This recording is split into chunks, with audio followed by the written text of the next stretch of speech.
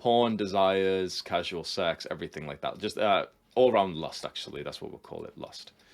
This is a problem which the majority, I would assume, right? Spam one if you've had a problem with lust at some point in your life, which I would assume I'll even type one as well.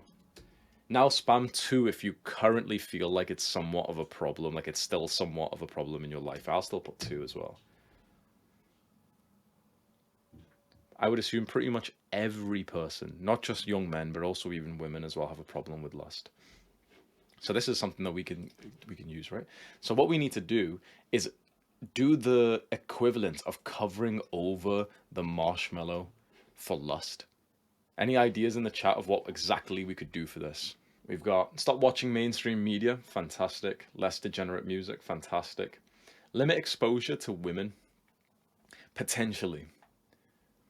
I would say certainly limit the exposure to women on social media, on websites, on movies, everything like that. I'm not too sure if I would suggest limiting exposure to women in general. I will say, for example, yeah, that what you've just clarified, 100%. I was just going to say I would specifically make sure that like visually I'm not looking towards like the gym thoughts that you see who are wearing like like the ass leggings and everything. Like I always say in every single time I do one of these, this is a fucking weird drawing, bro. This is what they fucking look like, bro. I always say in all of these lectures that I go to like a very hyper competitive gym, and the women there dress extremely provocatively. Like a lot of them have fake titties. You see like cleavage and everything. And literally last year, I was so perturbed by that. I was constantly looking over. I've been adopting more of this mindset of like I'm literally not even looking. Like you can almost steal like a quick glance at like the gym thought over there. I purposely like I'm almost training myself and disciplining myself to like not even look like at all. I don't even want to look. It's just I was gonna say like you'll believe that it's a free testosterone boost. Really, what's just happening is that you're just taking your presence away from the workout.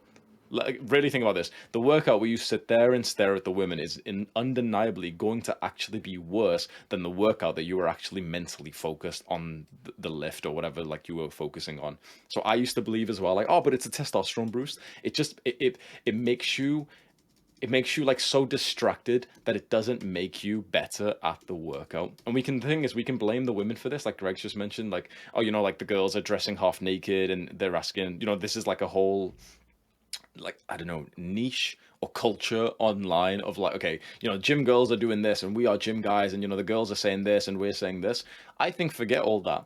Don't get into these arguments of like oh but they're wearing this and like oh this gym girl has just posted a video like calling someone a creep and all this drama shit. It's like fucking cancel it all out. It's noise. Go to the gym with your hood up, do your fucking workout without looking at people and just get it done.